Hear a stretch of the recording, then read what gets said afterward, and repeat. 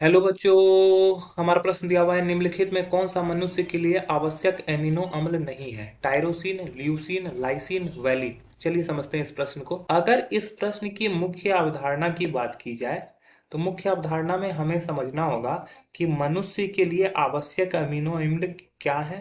मनुष्य के लिए आवश्यक एमिनो अम्ल, मनुष्य के लिए आवश्यक आवश्यक एमिनो अम्ल।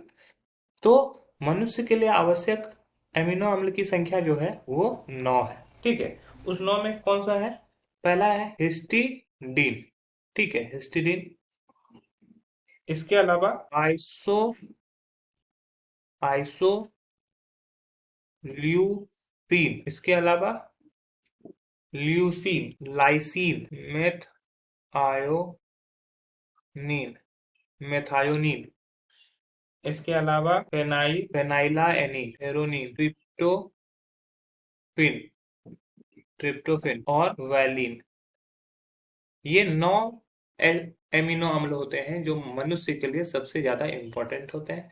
Histidine, isoleucine, leucine, lysine, methionine, phenylalanine, threonine, tryptophan, valine. ठीक है। तो यहाँ पे देखो, ल्यूसिन, लाइसिन और वैलिन, ये तीनों का उपयोग हुआ है, मनुष्य के लिए आवश्यक अमीनो अम्ल है, तो ये तीनों सही उत्तर नहीं होंगे।